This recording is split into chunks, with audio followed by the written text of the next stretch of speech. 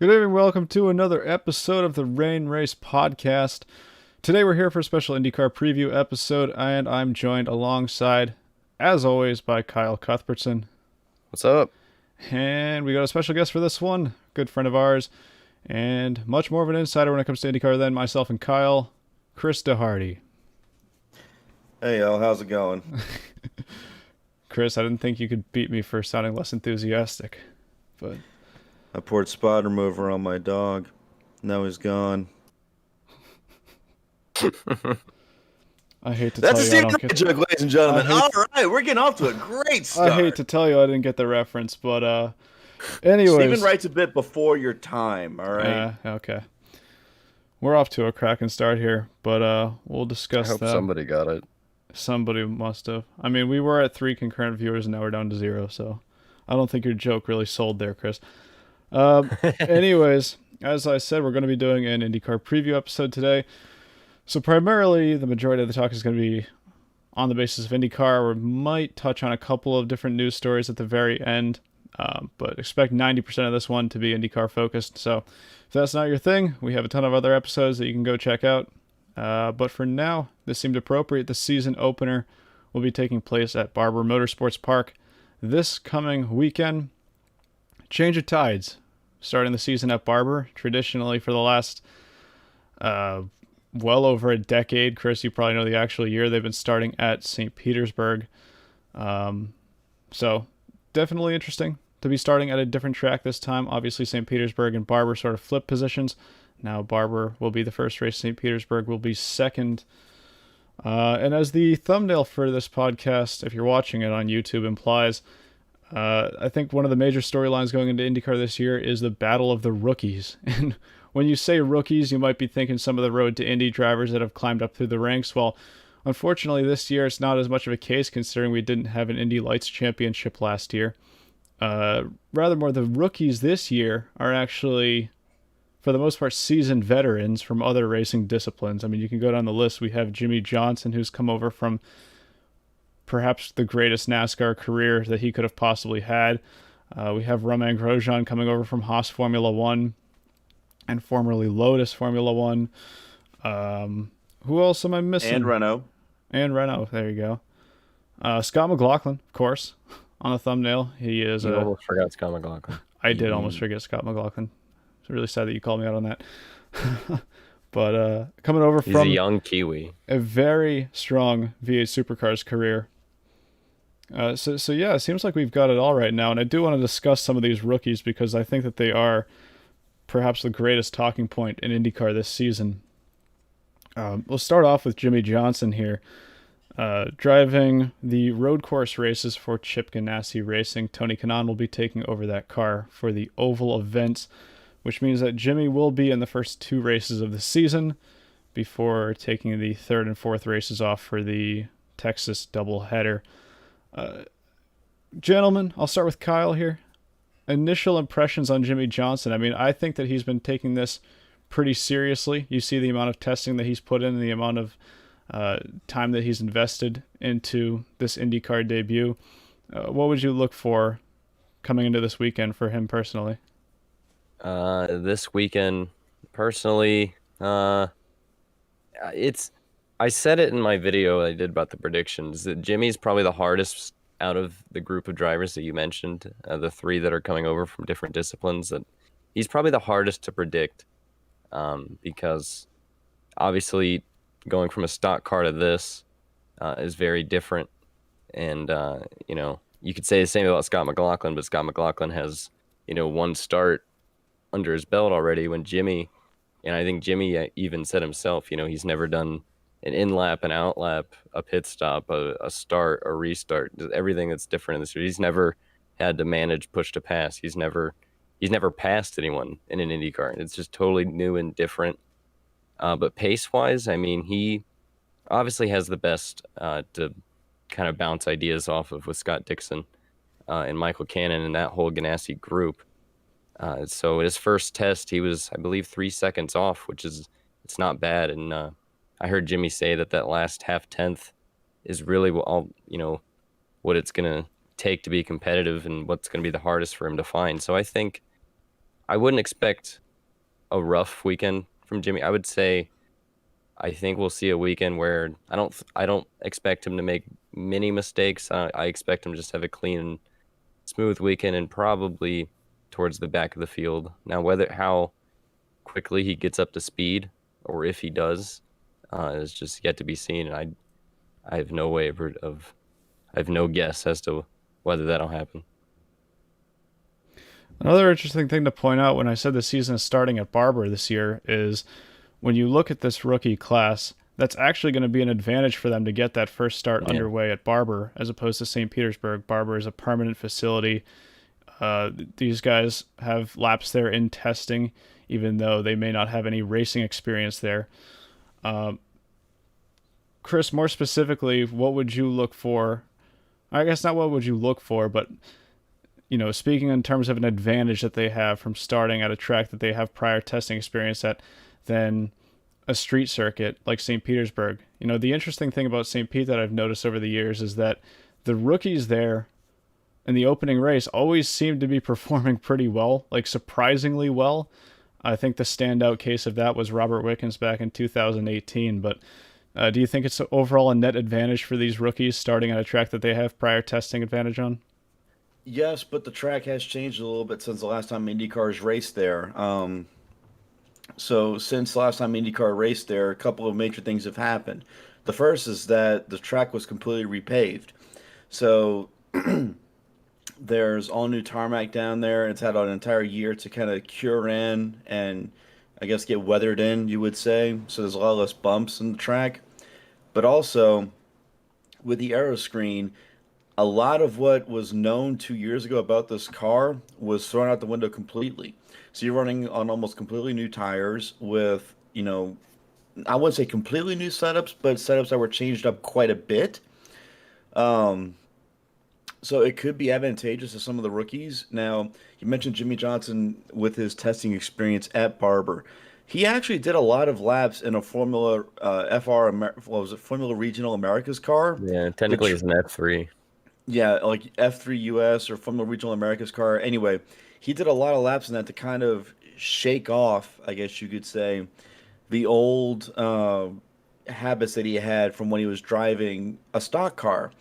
Now, not a lot of that can 100% of that can transfer over to an Indy car, except that the perspective of driving an open wheel single seater car as compared to for lack of a better term, a saloon car that you would race in NASCAR, that vantage point, getting used to that new vantage point does help a bit.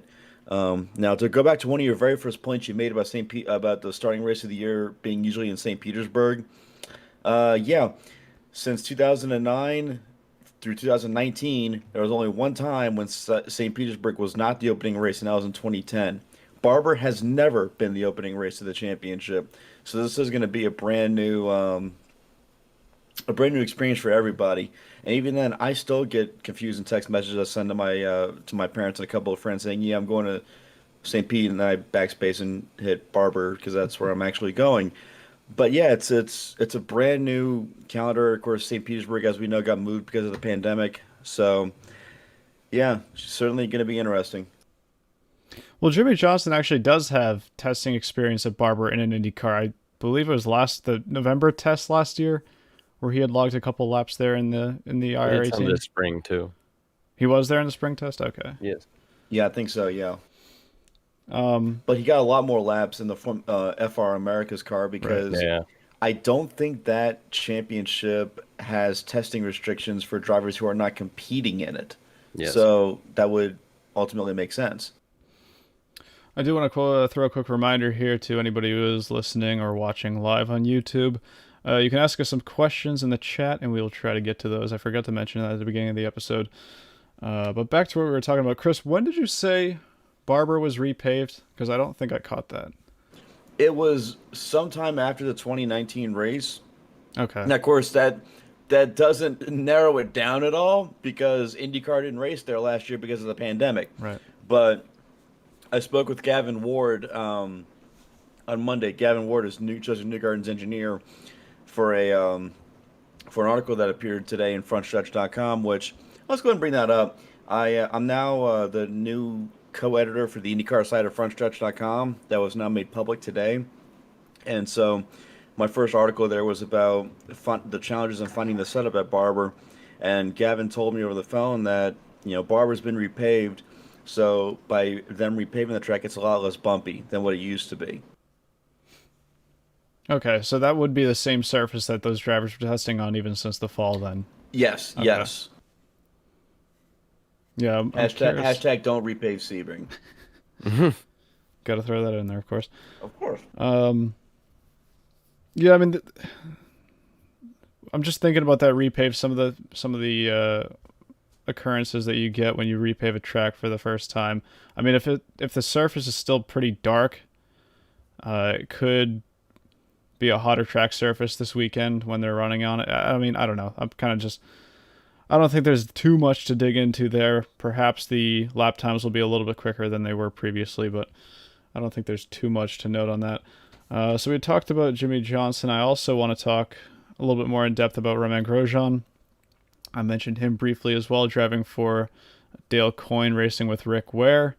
And he is also only doing the road courses, at the time confirmed. There's been some rumblings about Gateway, but for the rest of the season, the ovals, at least the super speedway ovals, Texas and Indianapolis, that would be driven by Pietro Fittipaldi.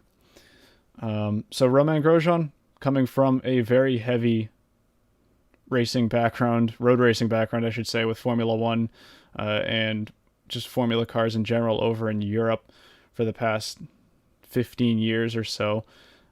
So a significantly different background than Jimmy Johnson was coming from, where you have a 7-time champion on a series that primarily runs on ovals in cars that have almost no similarities to an Indy car apart from the fact that they're both running on 4 wheels.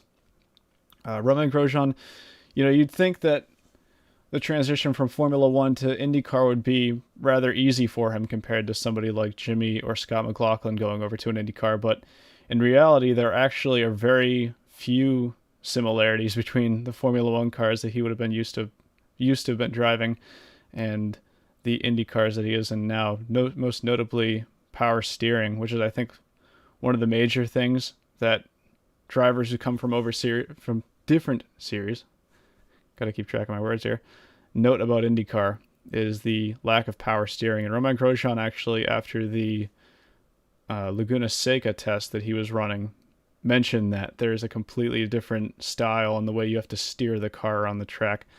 So I'll be curious to see how he picks up on that. I think he could be...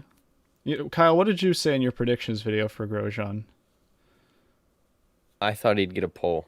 You thought he'd get a pole at some point in the season? Yeah. Okay. Because if you look back at the last 2018 and 19, you got guys like Wickens and Rosenquist who just go out and win a pole. A lot of those guys, you just see those, they just figure it out and end up putting a good lap down. And I think Grosjean has the pace, but I think, when you go throughout an entire race, kind of like the same problem Wickens had in a couple of races where it's just, the pace is there, but then when you get into managing tires and managing fuel and managing all these different things that you aren't as experienced with. And it's not that Wickens was no good at that. It's just when you're facing guys like Will Power and Scott Dixon, who have years and years of experience, you're going to get beat. So I think Grosjean will win a pole. I think he'll have pace, but just putting it all together for a win, I don't think he'll be quite there yet. Okay. Because I was trying to think of some realistic goals. Not goals, I'm trying to think of the word here. Realistic positions we could put Grosjean in for this season in terms of where we think he's going to be. I don't think a pole's too unrealistic. I think he's going to take a little bit of time to get up to speed. So I'd say maybe the first couple of races, Barber and St. Petersburg, he might struggle a little bit more than some people are expecting. But then later in the season, as he gets more experience, he'll pick up the pace and consistency. That's just my prediction. I could be completely wrong. Now, Taurus, who is a frequent in the chat, by the way, thank you, Taurus, is saying Saturday is expected to be wet at the track. Who do you think will gain an advantage from that? So I actually just checked the forecast right as you were making that comment. And from what I saw, it looks like we might have a little bit of rain on Saturday morning. But granted, that's still how many days out? 4 or 5 days out. So I don't think, a lot of things can change, and I only saw a little bit of rain in the morning. So hopefully nothing that's going to extend into qualifying and hamper that too much. But if it did happen to rain, if the forecast does change and we had more heavy rain in the afternoon around qualifying time, wait, by the way, qualifying is Saturday, right? I do want to make sure. Okay. I wanted to make sure that this wasn't a sneak Saturday race. I believe practice and qualifying is Saturday. There's a 30-minute warm-up Sunday, and then the race is on Sunday. Right. If it does end up raining and the track is wet during qualifying, then that's where I'd expect the more seasoned veterans of the series, not even veterans, but just people who have experience in the car, to have more confidence and pull an advantage from that. But we'll have to see on that one. He also asked, who do you think... Oh, was this a follow-up from the second question? Which driver do you think would gain the most in qualifying? I don't know. I'm trying to think if there's any sort of wet weather specialists in IndyCar. I don't know if you guys can think of any. Nothing immediately jumps to my head, though.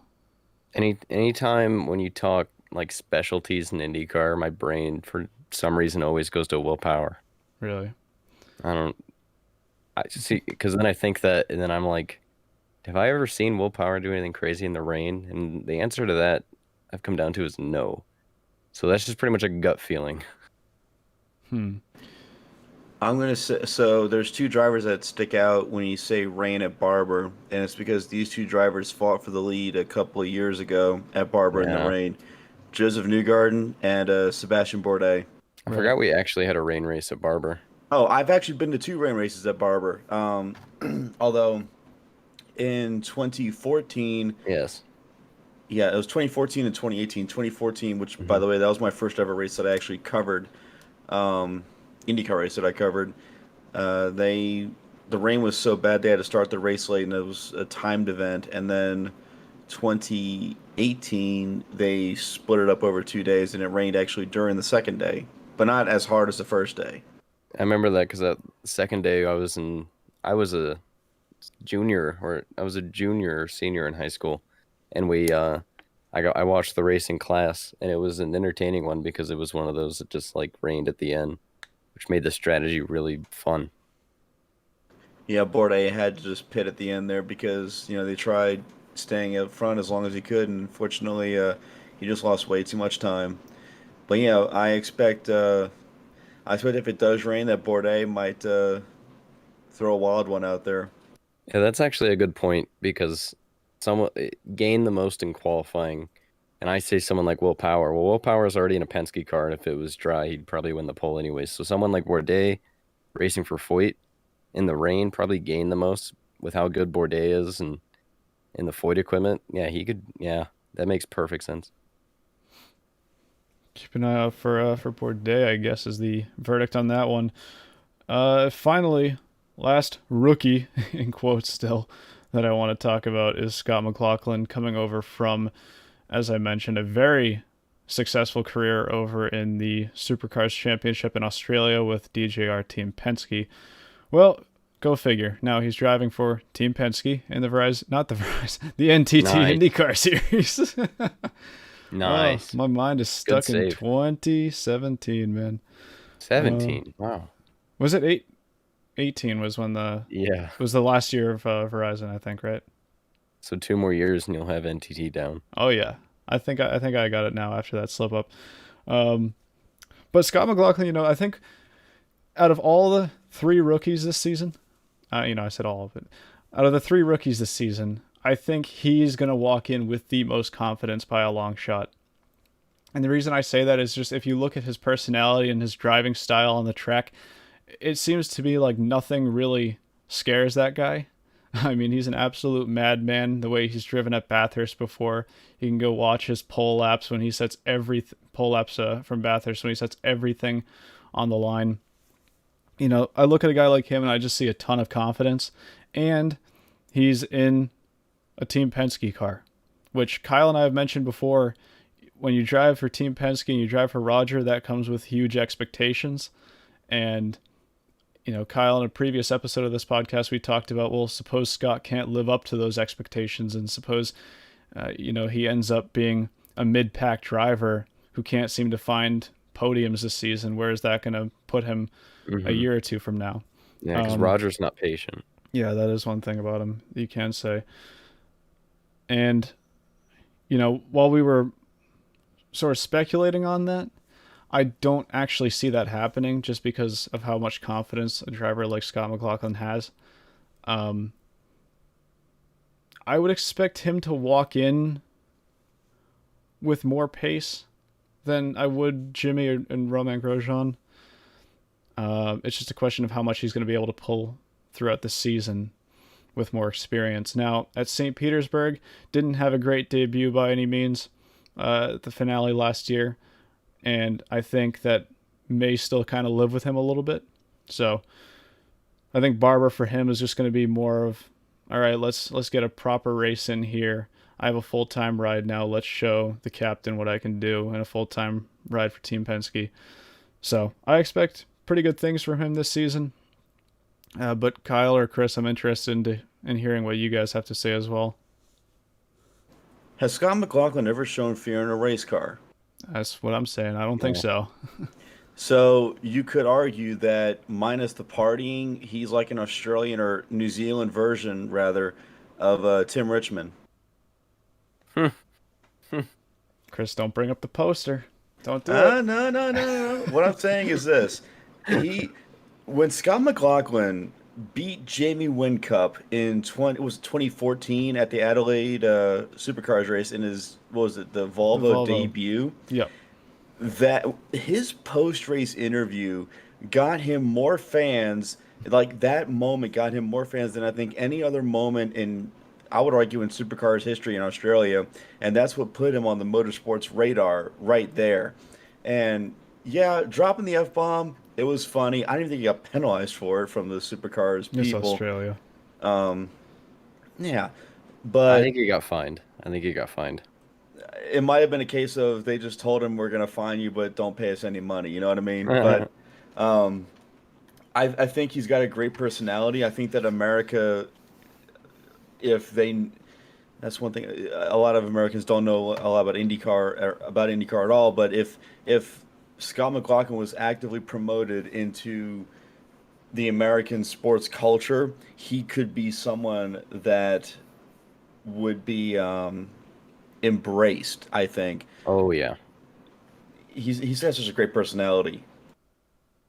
Yeah, already in Australia, I've kind of noticed from making videos and seeing the comments and just reading what everyone says. I kind of get that gist that in Australia he's basically the Australian Dale Jr. Like everybody loves him. I don't think there's the only McLaughlin haters are the Triple Eight fans, and I think the reaction I've seen in America is even the Team Penske haters have kind of embraced McLaughlin. So yeah, he's definitely got the personality to be the next big star of IndyCar. Plus, he's also a closet Scott Dixon fan. Did you not hear that?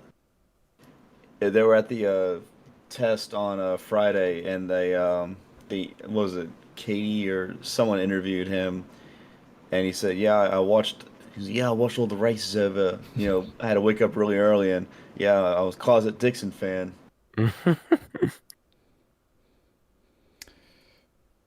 That's amazing. That's Scott McLaughlin for you. I think he'll be popular. I think he's going to do well. I mean, Yeah. let's face it, because Grosjean and Johnson aren't doing the 500, I think he's going to win Rookie of the Year kind of by default. For sure.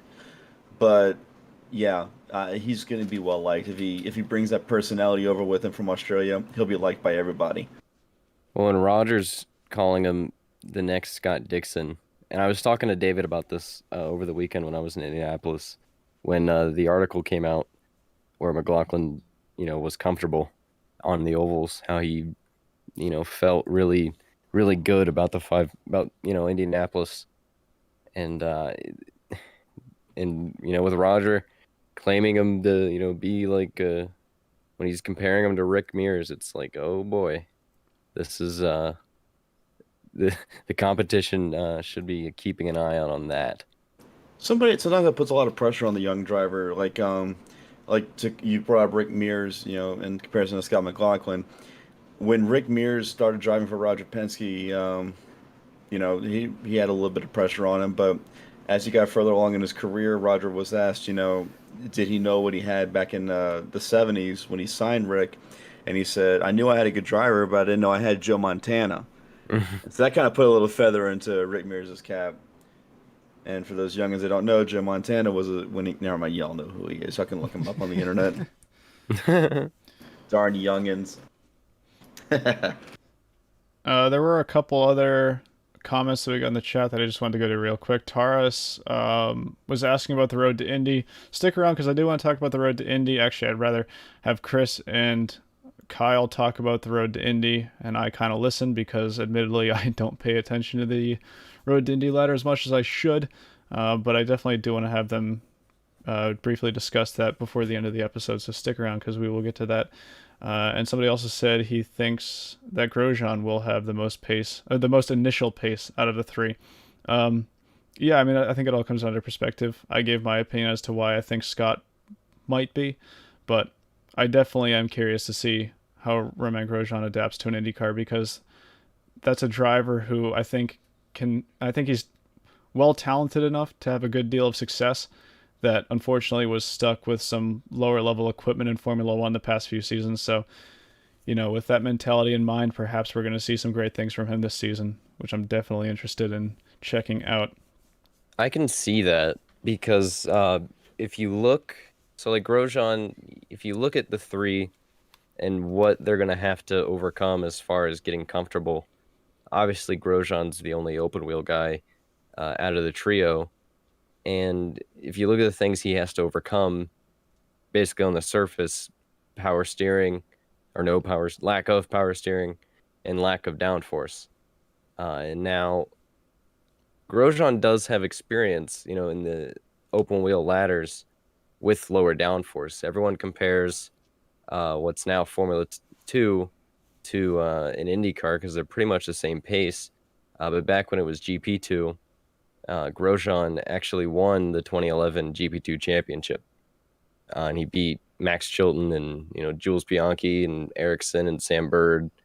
He won the championship in 2011 and did fairly well coming up the ladder. And this is the first time in a long time that he's been in that situation where you don't have to be on Mercedes, Ferrari, or Red Bull to win a race. You don't have to be in the right car with everything going in that way. I mean, I do feel like it is very possible to have the best initial pace, but like you said with McLaughlin, being on Team Penske, the best team in the series, already having a start under his belt, being committed to the ovals, I mean, it's going to be close. I do want to talk about some of the other drivers as well. We spent quite a bit of time talking about the rookies, but there are some significant movements for the non-rookie drivers that had taken place over the offseason. A couple that I want to point out here: Alex Palou, who last year was driving for Dale Coyne Racing, is now driving the number 10 Chip Ganassi Racing Honda full-time, which I think came as a little bit of a surprise announcement to a couple of people. And I said last year, I don't know if I said it on the podcast, but I have said it in the past, that out of all the rookies last season, I think Alex Palou actually impressed me the most, just because to see a rookie with the level of maturity that he did, especially at races like Road America, I think that's what really impressed me about him more than some of the other drivers last season. So, people say sometimes that Ganassi will always play top fiddle to Scott Dixon. So I'll be curious to see how he adapts in that role, where he's sort of a secondary driver at Chip Ganassi Racing. But I certainly still believe in him. I think he has a ton of talent, and I wouldn't be surprised at all if we see him pick up a win this year. Certainly a couple of podiums at the bare minimum. Also, Ed Jones back in the series full time, taking over Santino Ferrucci's ride, the number 18 Dale Coyne Racing with Vassar Sullivan entry. I think this one came as kind of a shocker as well.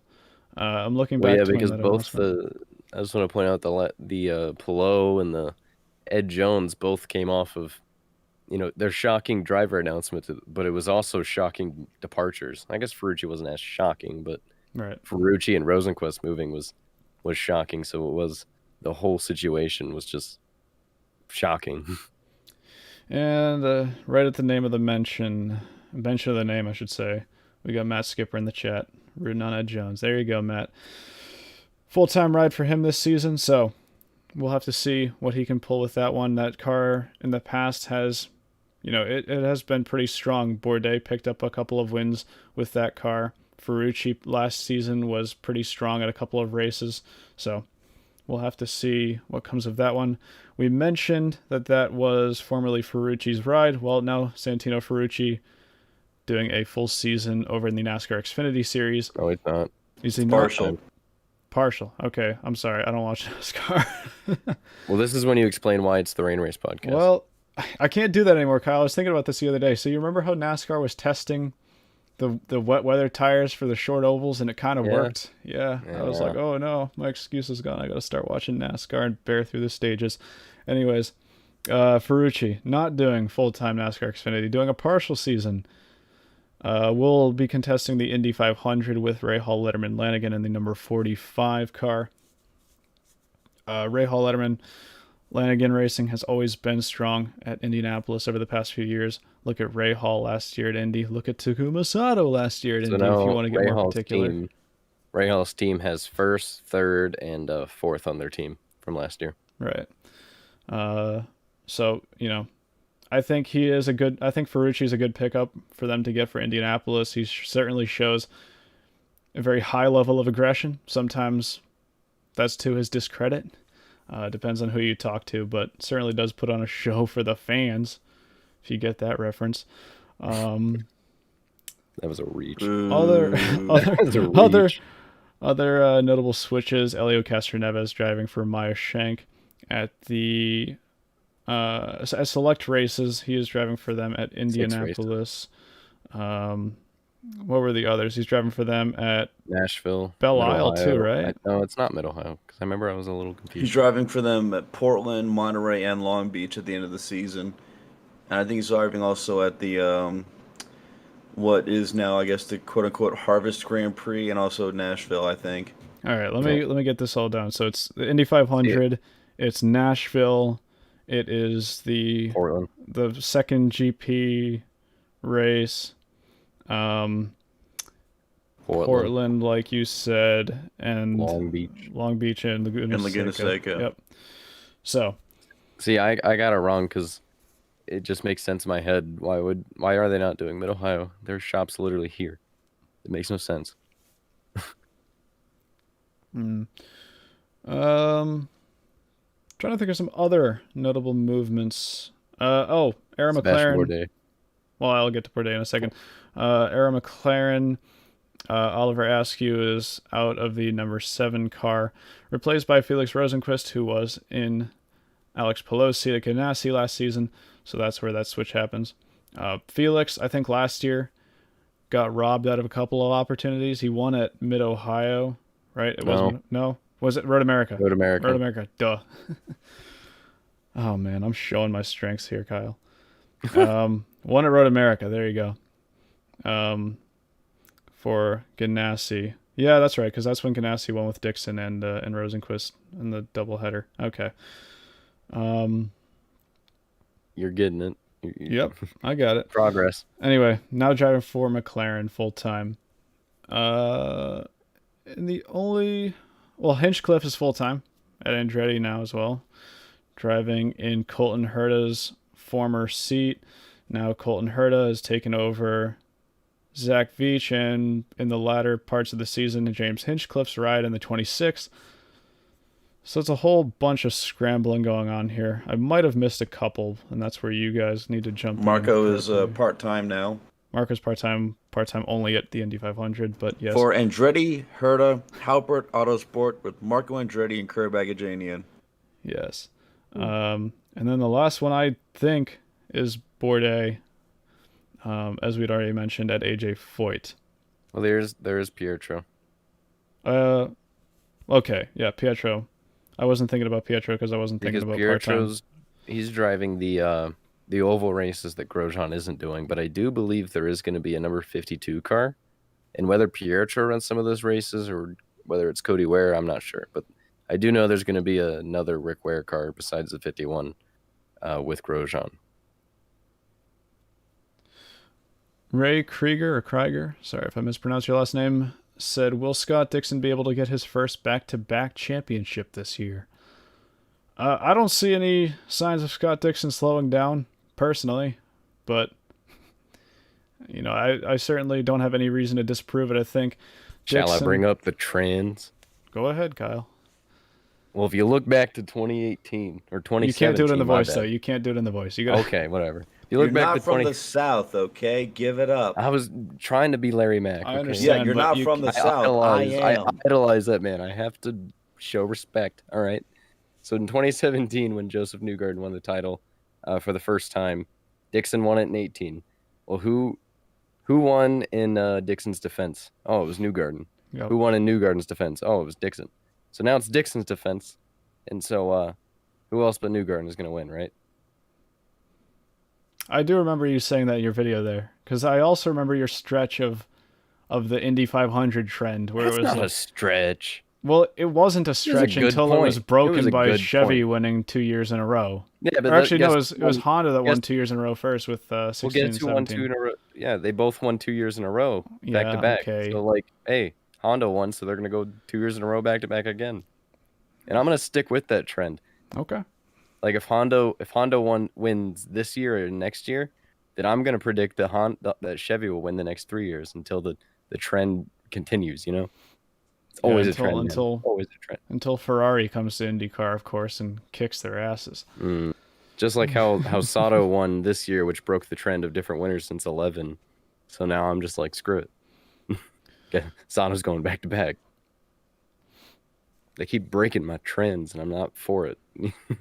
Hey, you're talking about the Indy 500 there. Obligatory segue to the Indianapolis Motor Speedway Open test that happened last week. There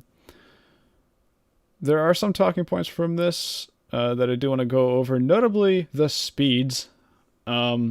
Chris, you might be able to help me with this. I'm not too sure, but the opening day speeds, not opening day, but like the testing speeds, the pre-opening day test, I guess you should say, speeds from IMS in years past. Do you remember what the top speed was? Because I think I heard it mentioned in the Peacock broadcast at some point, but don't remember It was it. like 225, 226, I think. I thought it was 224. I could be wrong.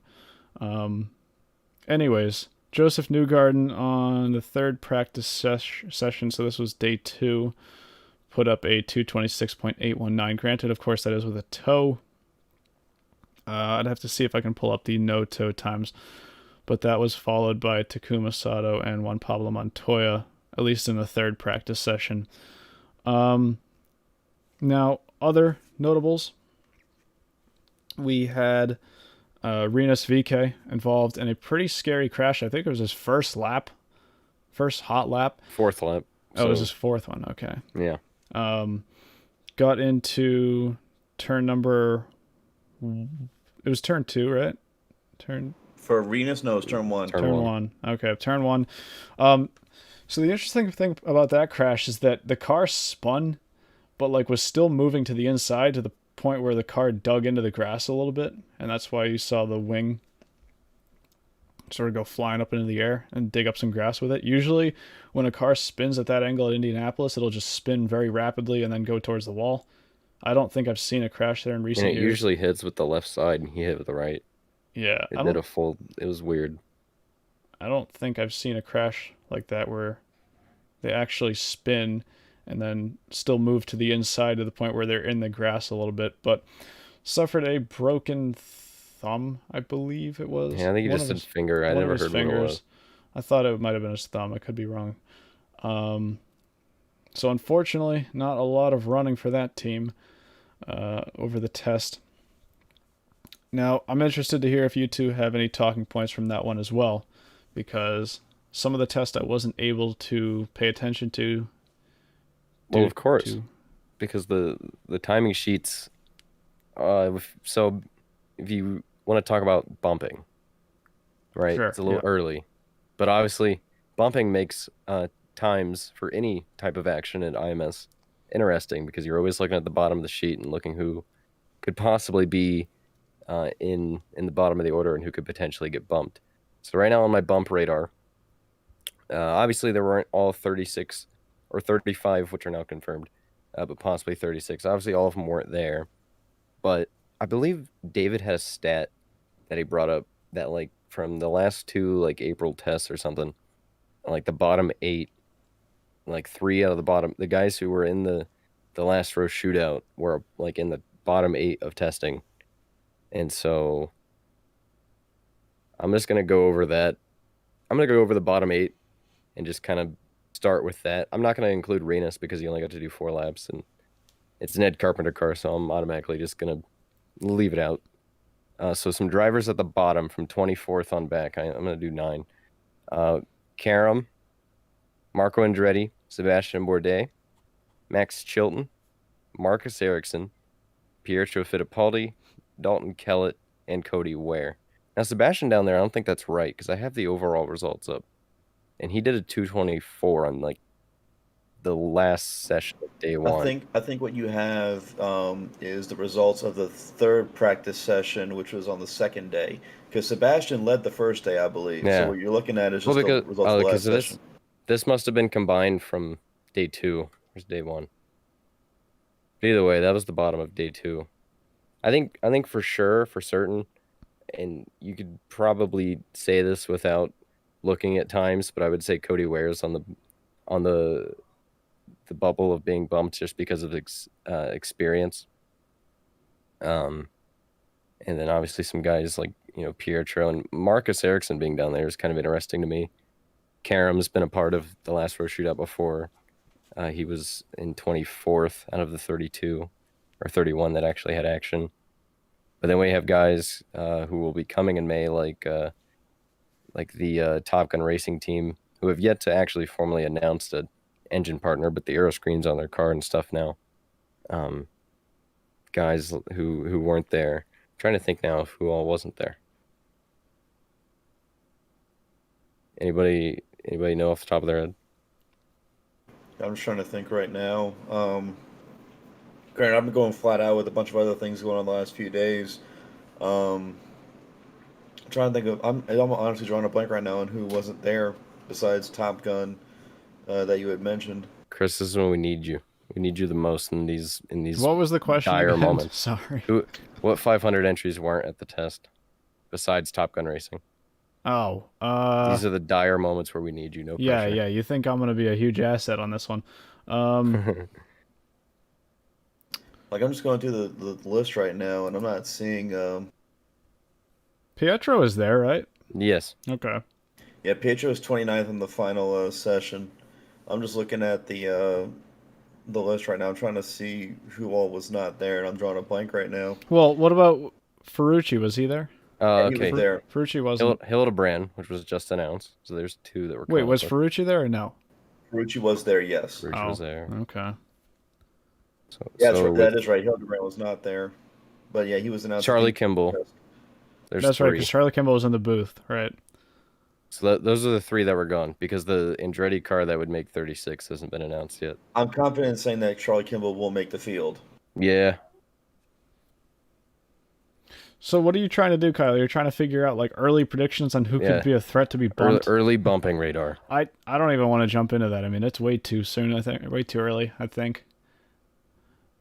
I don't know. I mean, in recent years, the only standouts that I've seen were like 2018 when McLaren, after the first. Well, if you look at recent years, right. Like I believe the year for I think if you looked back to 2019, then Fernando was at the bottom. believe Sage and Chilton. So Chilton was out, so was Award. It was Karam, um, Hildebrand, and Kaiser that made the final row that year. No, but remember 2019 is when everybody and their brother thought that Dragon Speed was going to get bumped. oh yeah, Yeah. And Ben Hanley pulled a massive run out of the hat on the first day. And some people had Pippa on the outside looking in as well, but she managed to find the speed and made it on the first day as well that year. I'll tell you what, when we get into Indy 500 practice week, we can touch on some of those predictions. But for now, for me at least, it's way too early to make any of those assumptions off a test.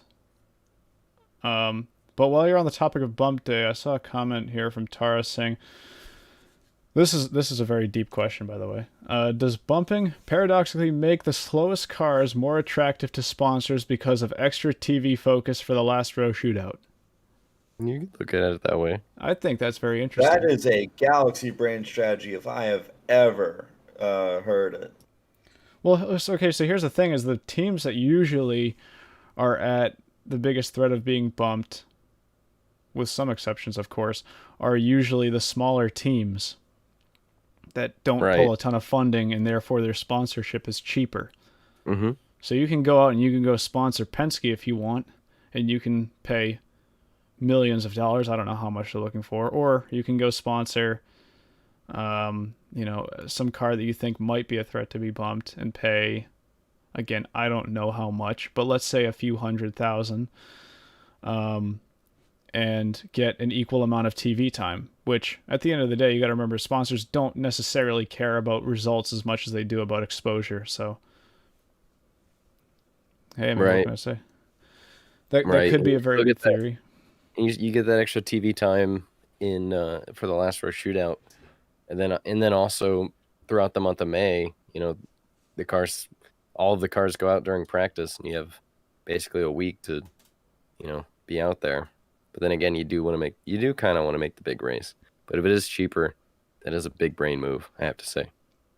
I see, and that's why when everyone talks about how we shouldn't have bump day because the sponsors will back out, that's why that's wrong. Because in all honesty, I'm sure a sponsor would prefer to be in the big show, but throughout the week of TV time and how much exposure you get during the last row shootout, you definitely probably still get your money's worth.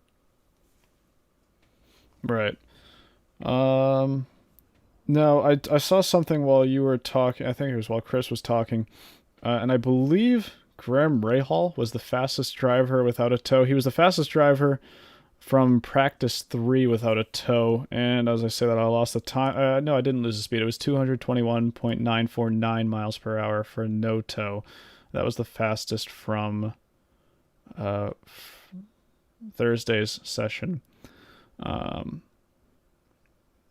So, again, I don't remember what the fastest non-tow speed was from years past, but it does look like there's a slight, maybe just slight, speed increase over, I don't want to compare it that much to 2020 because that was in August and the track conditions were much different.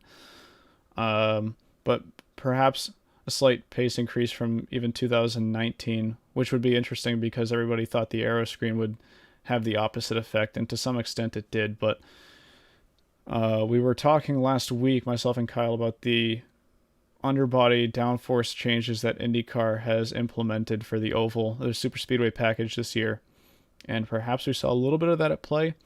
But I certainly would be interested to see if people can break Marco Andretti's pole time from last year, which was 2:30. What was the average for that one? Do we know? It was 2:31 or Probably 2? 231. 2:31. It was like one, yeah. Okay, so if somebody can pull a 2:32 this year, I wouldn't be entirely shocked because the track conditions hypothetically should be a little bit cooler, but we'll see on that one. Now back to the underbody, like the new floors. I Sure. did hear from Colton that it helps It definitely isn't like life changing, but it's a step in the right direction.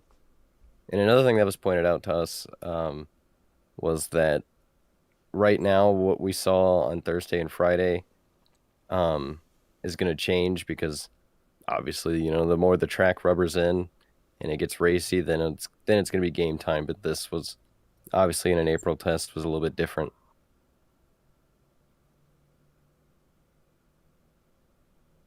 Sorry, I was just reading a comment. Now, this is sort of a little bit out of place, but I do want to answer it real quick. Taurus did ask, is Kevin Magnussen going to somehow share the same ride with Romain or Pietro? I mentioned this back one of the first episodes since we rebooted the podcast. I think if Kevin Magnussen ends up in IndyCar, which I think is actually a possibility, I think it would be either next season or maybe a season later in the hands of a Chip Ganassi racing ride. I mean, you look where he is right now. He's driving for Ganassi in their DPI program full time. I think if anything happens to that program, then Kevin shouldn't have any problem getting a call up to IndyCar if he wants. So I wouldn't see him sharing a ride with Romain or Pietro this year. But I think that if you are a Kevin Magnussen fan and you do want to see him in IndyCar, that is a possibility for future seasons. Now, what else is there to go over here? Anything else to go over from the open test at IMS? I think that about covers the test. All right. So I guess we can jump into a couple of predictions here. We briefly went into some of them throughout the episode while we were talking about some other stuff. But who am I going to throw on the spot, Chris or Kyle? Because I do want to hear overall season predictions. If you can give me like 3. I already did a whole video on this. Well, I know you did this. So actually, I'll give it right to you just in case people haven't seen your video. Well, they should watch the video. Well, then there you go. Give yourself a plug. And channels in the I can go over it. I was making a joke. Wasn't very good. If you can think of three predictions for the season, but one of them has to be a spicy prediction, what are you going to go with? So I can have it on record for season's conclusion. Well,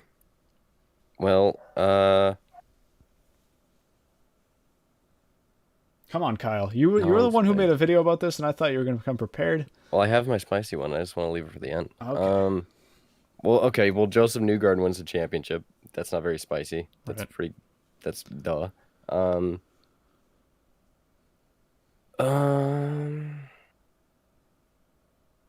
Colton Herta is in contention for the title at the end of the season, and Ed Jones wins a race. That's Okay. The last one, the 2 out of those 3 were actually no, all of those were literally in the video. The Herta one was like, wasn't really. They didn't put that much emphasis in it, but it was in there. All right. I guess I'll go next. I'm gonna predict. Let's see. What's an interesting one? I don't want to say Newgarden or Dixon for the championship. I think that's too easy. But Make that your spicy one. yeah, but then I'd go with a driver like Will Power.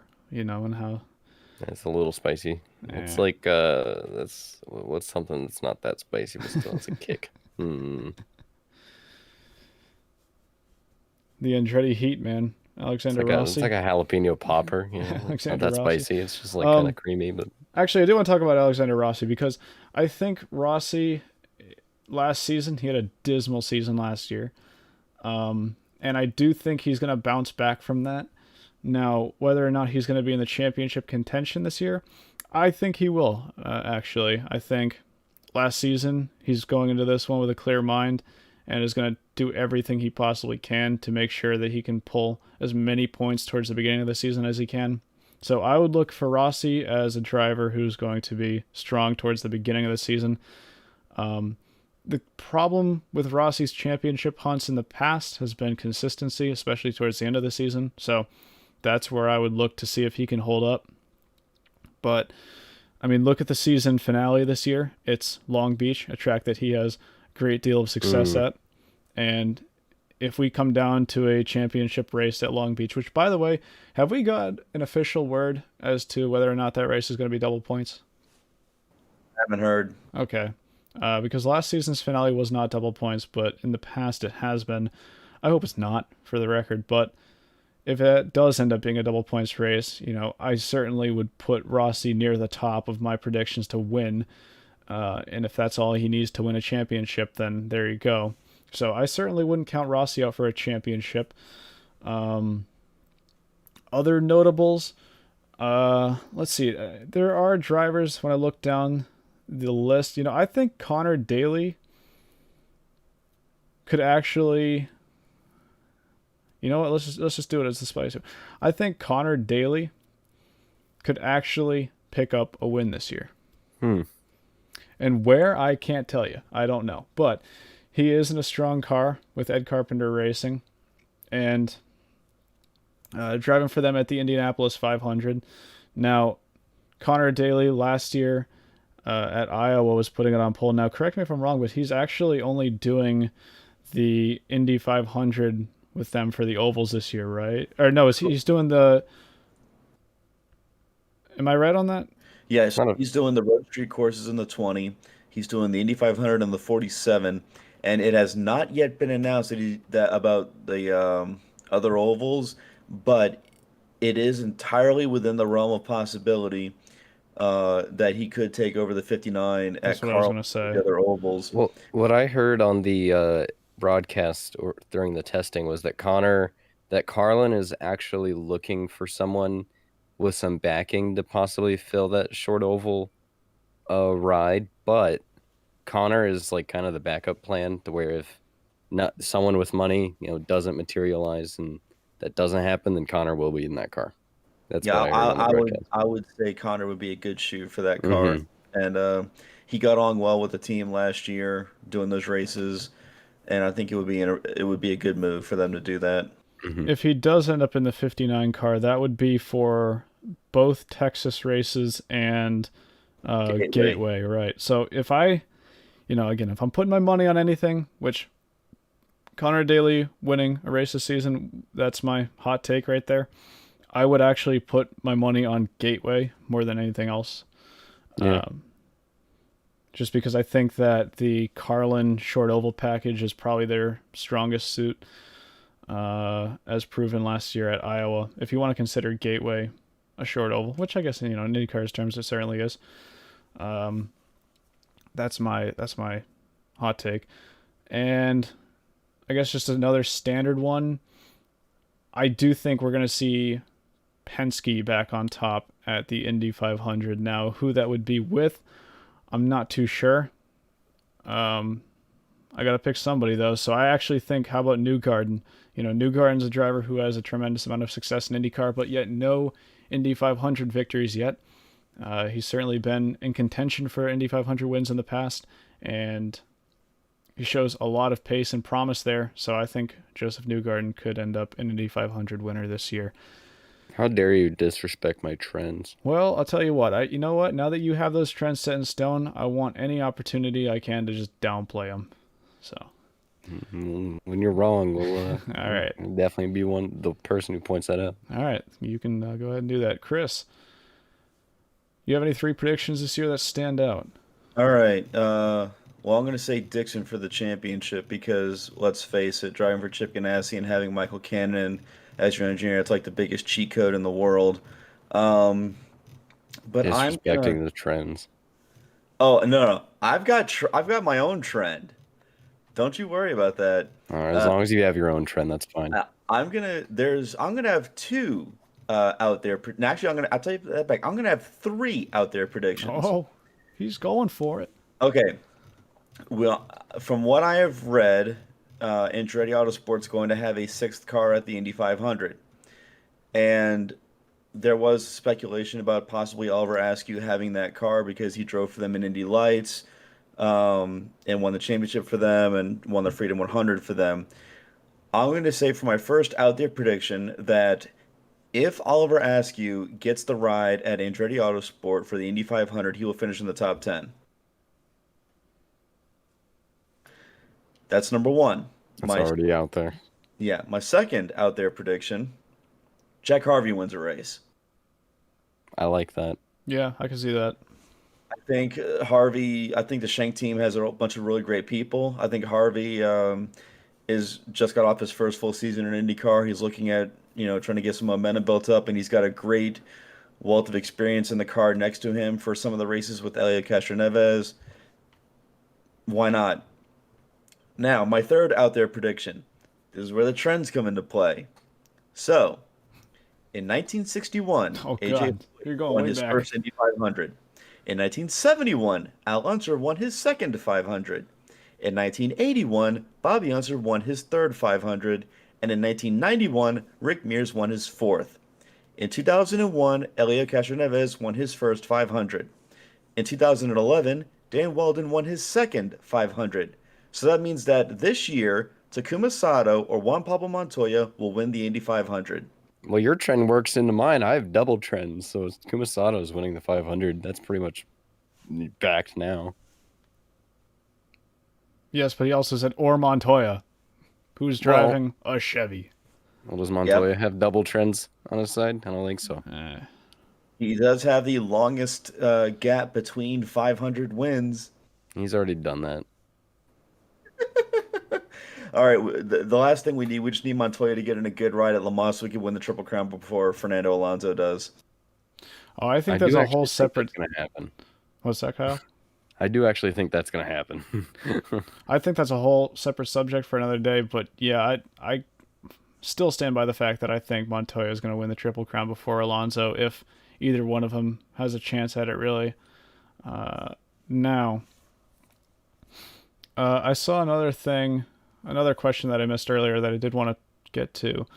Do you guys think that the IndyCar series is going to start stealing, in quotes, more F1 fans with the admission of Grosjean and new additions to the field?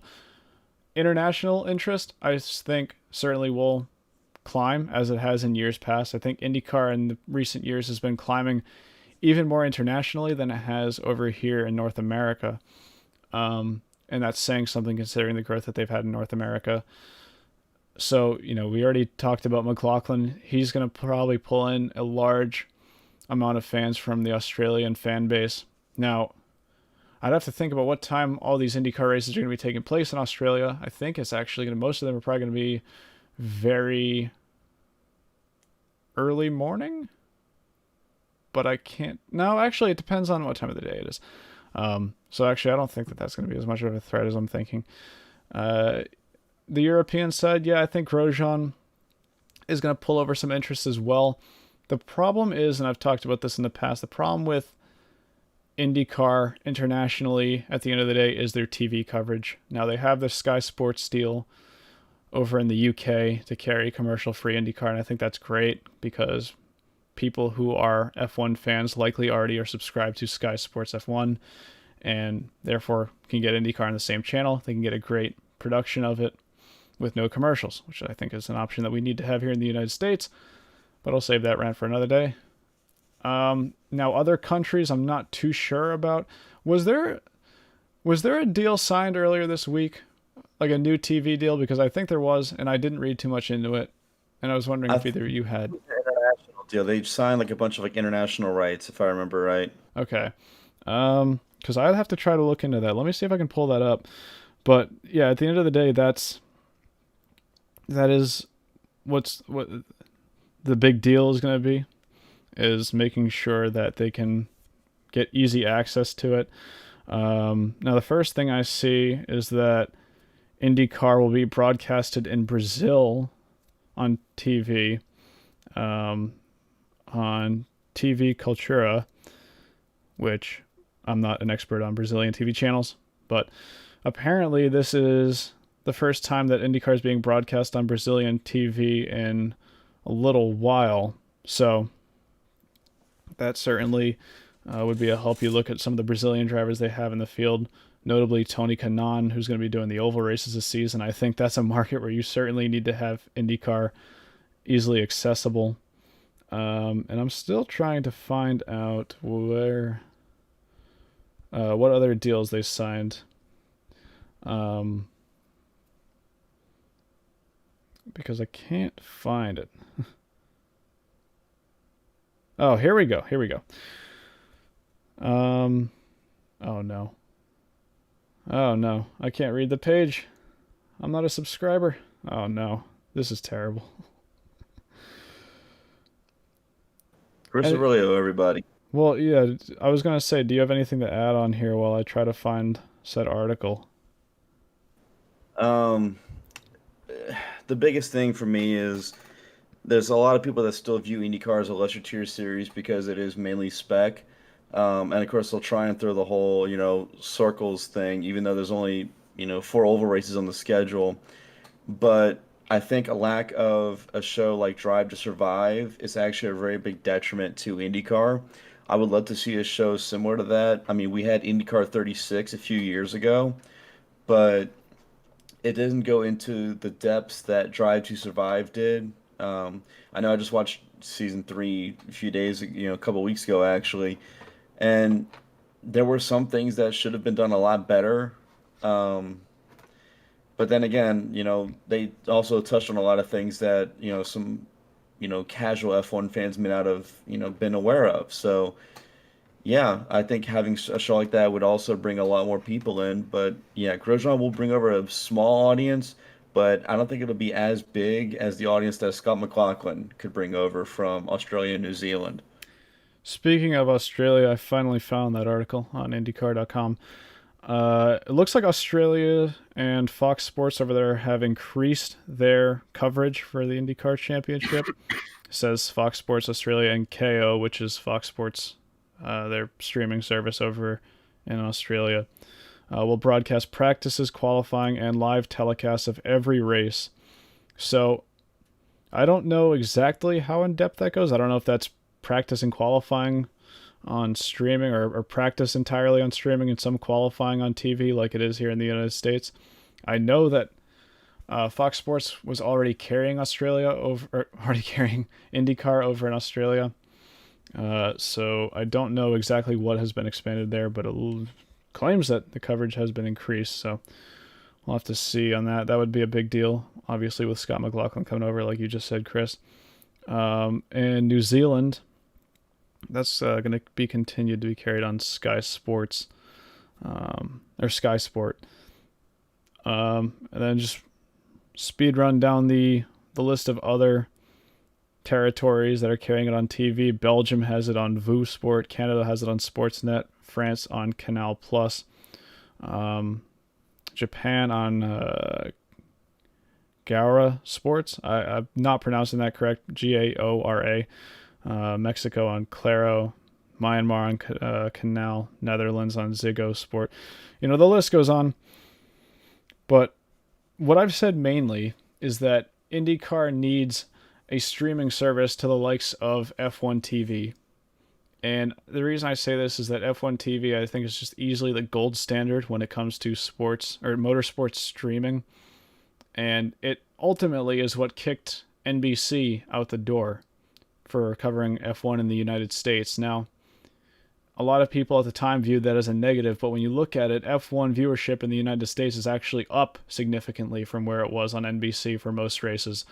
And that's just on ESPN's coverage alone. That doesn't even account for how many people are watching it on F1 TV. So, for the future, and do I think they're going to do this? No. But for the future, I think IndyCar would certainly benefit from having coverage on their own streaming service, which is something that I'd like to see them roll out, but I'm very cautiously optimistic about that because IndyCar's past in the media is usually more conservative than some other series maybe, so I wouldn't expect them to be on top of that game, but that's just where my hopes lie personally.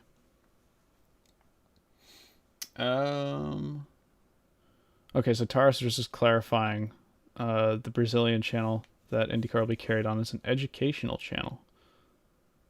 Curious on how that plays out.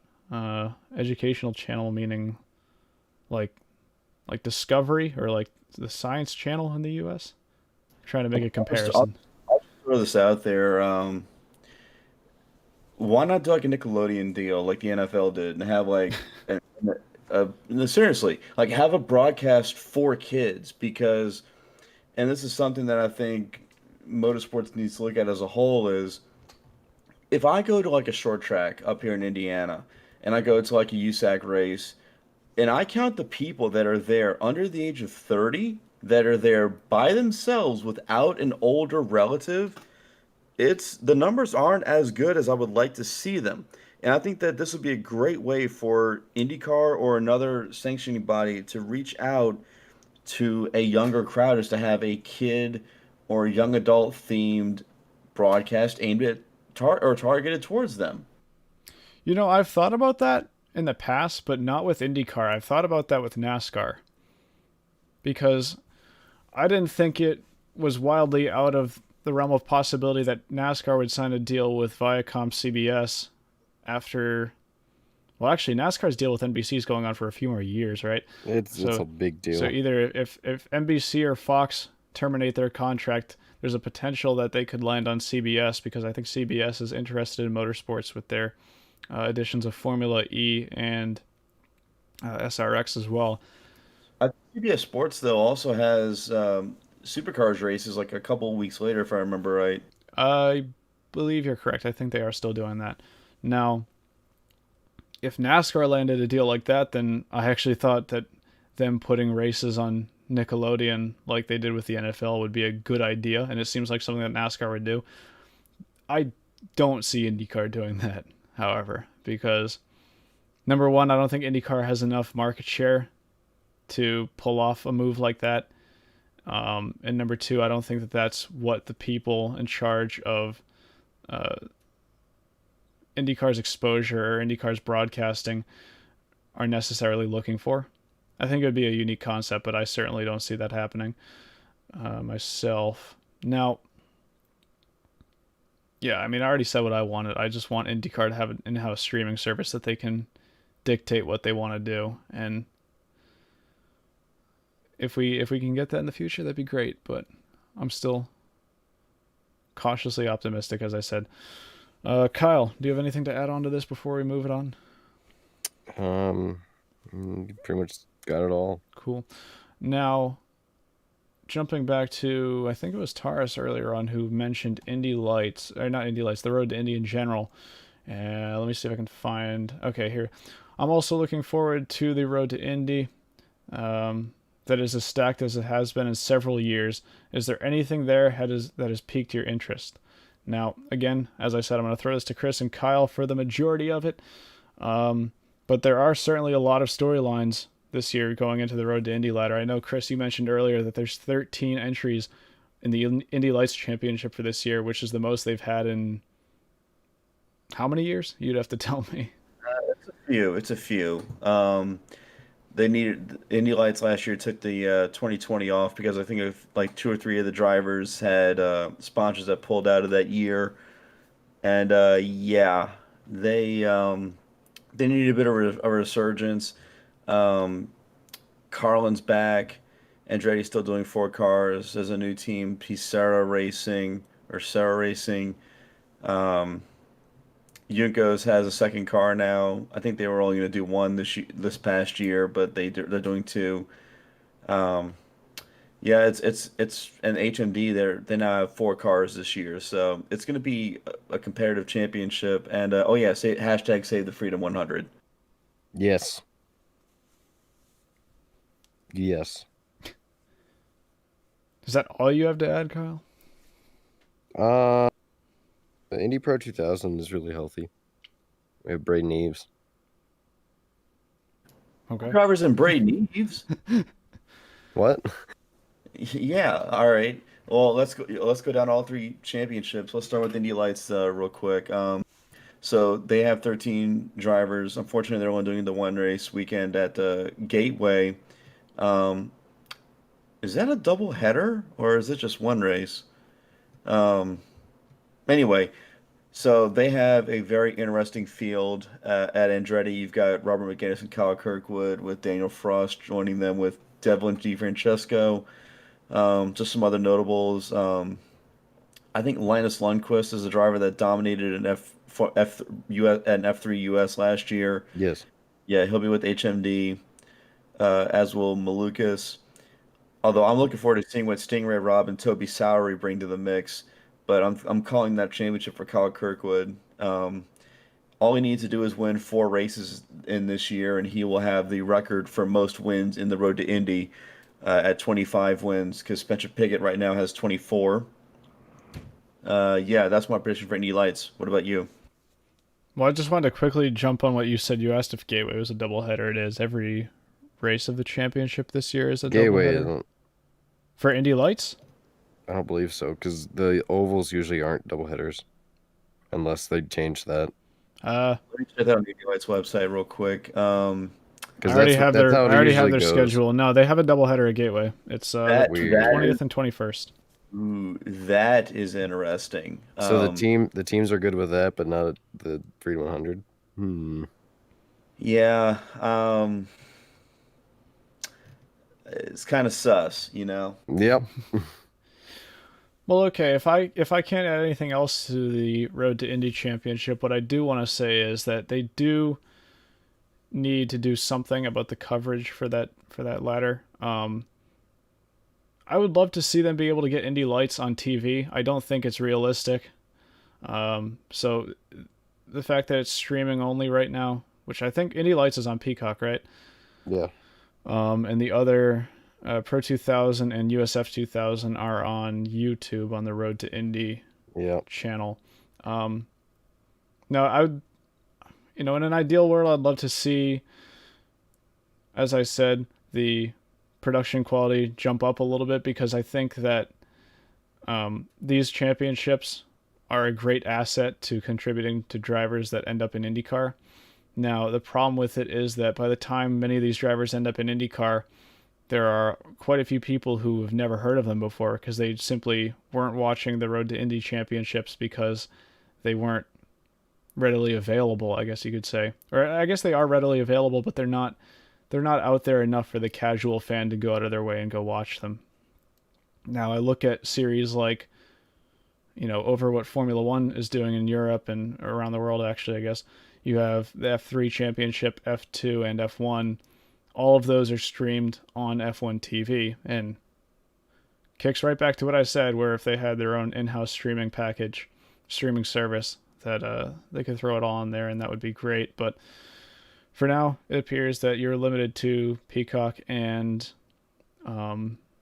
YouTube if you want to watch those races. Now, Indy Lights, actually, I wonder if they're going to do a deal like what they did for the test, where it's streamed unlisted on YouTube, or they geo-block it on YouTube for the international crowd, because other than that, I don't think international viewers would have any way of watching the Indy Lights Championship, which is obviously a huge blow to anybody who's trying to get a good eye on what drivers are going up through that rank and could potentially be in IndyCar the next season or in future seasons.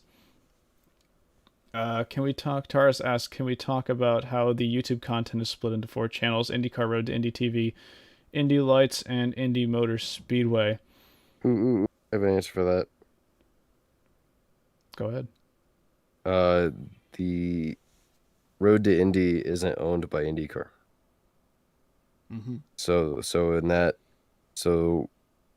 the Road to Indy, like the Road to Indy TV stuff, isn't, as far as I know, isn't totally that's completely out of IndyCar, I believe. Not like done by them, but like done separate. So that's why. I believe.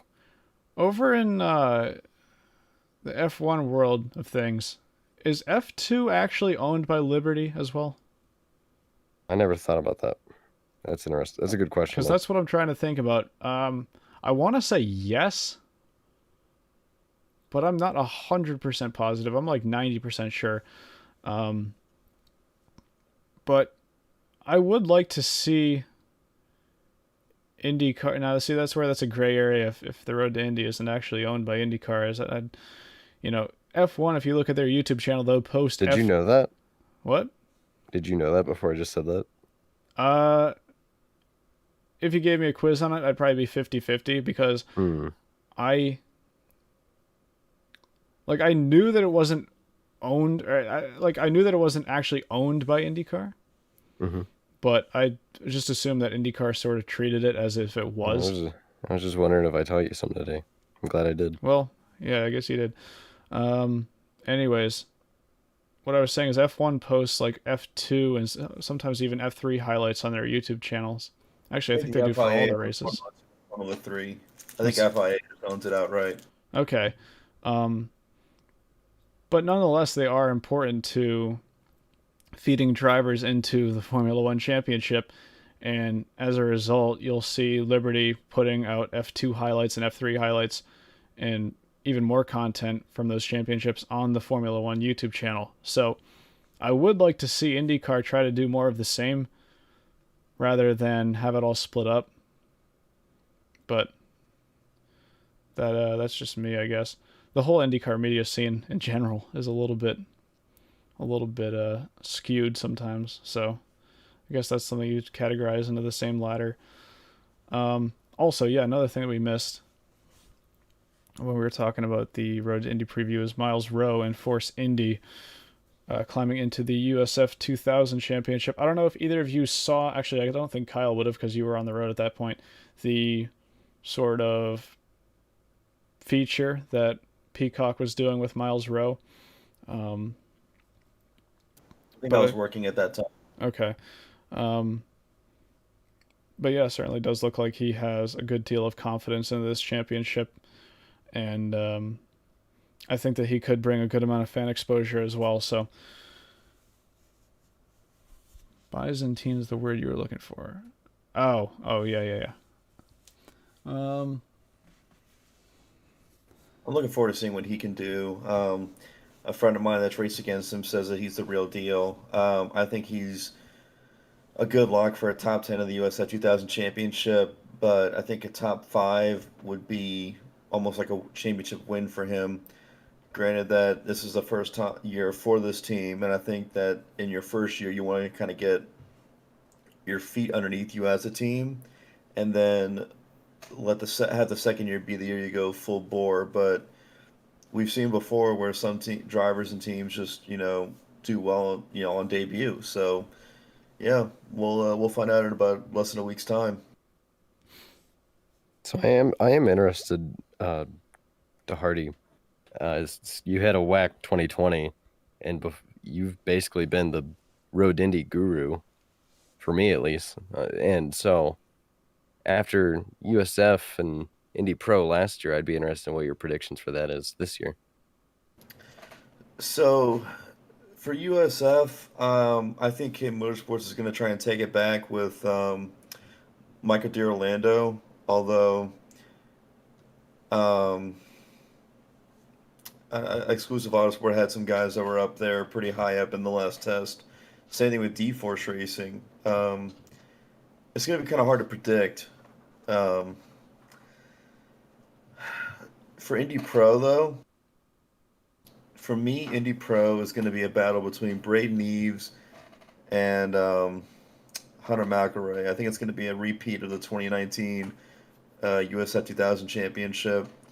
Um, as much as Christian Rasmussen did well last year in USF 2000, he had a stretch late in the season, sorry, where he kind of just like petered off a little bit and just he didn't have the results that he had in the first part of the season. I don't know if he got complacent or if something else happened, but I think Brayton coming back from that injury and Hunter, missing out on the title last year, I think those two are going to be the two to watch in Indy Pro 2000 this year.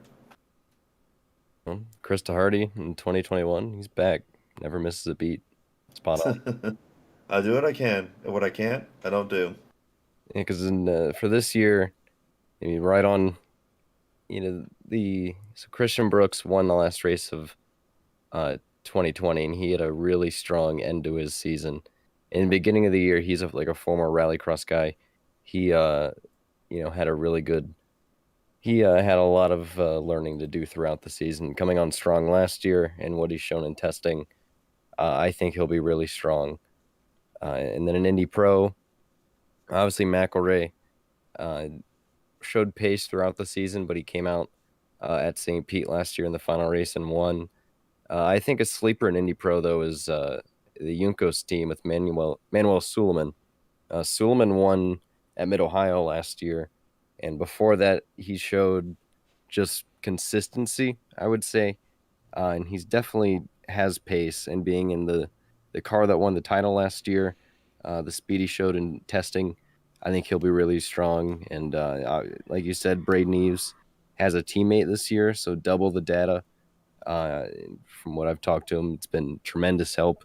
His teammate Artem Petrov I think he won 2 or 3 races last year with the Juncos. The big key for Artem, I think, is going to be consistency, and then obviously Rasmussen is just he's being thrown into Indy Pro with guys who have a year on them. But I think if you go back to USF, the year that Braden won the title, I mean, it was Braden, Rasmussen, and McElray, and we have that trio right back together to race each other, and I'm really excited to see that. So, but McElray and Braden have a year on them in Indy Pro, and it's definitely going to be a very interesting series to watch, because then you also throw in there like the Enzo Fittipaldi with RP Motorsport. I'm not sure how RP is going to be this year, because RP they ran last year with Andretti Autosport, but it wasn't RP Motorsport, as it was before. So they kind of had a hiatus for a year, but not really. As far as I'm aware, last year's team was Andretti Autosport with all the RP stuff. So I would consider that more or less a hiatus. So it's going to be interesting to see how Enzo and his teammate fare this year. Reese Gold moving up, Jay Howard with Wyatt Burkacek pairing with Rasmussen, and there's definitely a lot of really talented guys stepping up this year, and it's going to be fun to watch. I think, unless you two have any other things to point out, that might just do it for our IndyCar preview. Now, I'm going to leave the chat open for a few more minutes to see if anybody has any questions that they want to ask either Chris, Kyle, or myself Hashtag save the freedom 100. about IndyCar. And in the meantime, I'm going to very briefly go over some of the other news stories that we've had from the past week. One of the ones that might have slipped under the radar a little bit is that Hub Auto which is a GTE team from the Asian Le Mans series, will be switching to GTE Pro for Le Mans this year with a Porsche 911 RSR. Now, they were originally supposed to be contesting the AM class with that car, switching up to the Pro class now, though. So that's going to be 4 Porsches in the Pro class at Le Mans this year. Another thing, while we're on the topic of sports car racing, is that there is a Watkins Glen doubleheader now over in IMSA, because the Canadian Tire Motorsports Park race that was supposed to be taking place on the July 4th weekend was canceled, unfortunately, due to the pandemic, for lack of anything else. Which means that now, in addition to the 6-hour race at Watkins Glen, we are going to be having a 2-hour and 40-minute sprint race at Watkins Glen on the Friday, which is kind of weird, I think. So it's going to be Friday, July 2nd. I don't know if I caught what time that is. I don't know if they revealed what time that's going to be on yet, but I did find that a little bit interesting, that that's going to be a Friday race, because I also couldn't think as to why they're doing it on a Friday. I don't know if there's some scheduling conflicts that, with NBC that made them have to do that, but who knows. And then I'm trying to think if there's anything else that I had seen this week, but I don't believe so. And just Formula One as well. We'll be racing at Imola this weekend, and Kyle and I will have to recap that this next episode, which should be happening next Monday. Kyle, when are you coming back from Barber? I asked that on air. That's something, because it's like an 8.5-hour drive back. Oh, you're driving? Oh yeah. Oh. I'm gonna go I'm traveling down with our good buddy Scuba Steve, and Okay. we're gonna be going down there on Thursday, and it's a long drive back, so I'm not sure what our Sunday plans are. But we'll figure it out. Are you driving over to Steve's place and then you and him are riding down together? Yes. Well, I tell you what, you're driving down Thursday, right? Yeah. All right. Pretty abrupt there. So yeah, we may be back next Monday, or it might be Tuesday, just depending on schedule. I'll be back at Monday at some point. All right. Well, then hopefully we'll be back next Monday to recap all that stuff. Now, Taurus had one more question from all of you. What lap will the first caution happen on at Barber, if at all? Oh, that's an interesting one. I'm just gonna go out and say lap 1. What better than the first lap? It's like The Price is Right, where I'm just gonna bid $1, but no, I mean, I don't know. First race of the season. I mean, a lot of these guys haven't been in an IndyCar in race conditions for quite a few months now, and we have 3 rookies in the field as well. You know, I think there's a chance that we get a caution on lap 1, but I can't really predict too much outside of that anyway, so I'll throw it to you two for that. Let me see how many laps the race is, because I got a good method on how I'm going to do this. Chris. He's overthinking it. I'm telling you, there's going to be a caution on lap 1. You're going to be out there with your calculator and protractor doing all this math, and I'm going to be the one saying, I just called lap 1 and it happened. So I'm honestly surprised you know what a protractor is. Oh, and you know, if you know what a protractor is, you should know that it's highly useless in this scenario. But Kyle, We get in the situation. Kyle, what are you saying on that one? Did we figure out how long the race is? Why does it matter? 90 laps. Okay, I have a random number generator. Oh, okay. All right, So Chris, I got Random.org. Right, here we go. 43. Random.org with men 1, max 90. The result is 43. Okay. So it'll be lap 43. We're going to be... I haven't seen that much petty since Richard. Kyle, you're running out of time here. Just pick a number. lap 69. All right. There, he did it. He did it to him. Easy. All right. That's enough. I had to make sure the race was not like longer. So. I think we're starting to get a little out of hand here. So I think it's a good time to wrap it up for this episode of the Rain Race Podcast. Thank you to everybody who has stuck around for this long. We've been about an hour and a half that we've been on air. And thank you to everybody who asked questions as well. Appreciate it. Makes our job easier, so that way we have less time stuck talking about nothing, even though we still had a few of those moments in this episode. Now, I can't promise that we're going to have an episode next Monday, but hopefully we do at 9 p.m. Eastern. Just me and Kyle again. We're going to be recapping Barber. We're going to be recapping F1, even though Kyle's likely not going to be able to watch it. We're going to be recapping the latest news and rumors and all that good stuff going forward. So that's going to be it for this one. Thank you all again for tuning in. Hope to see you next week at the same time for another episode of the Rain Race Podcast. Take care.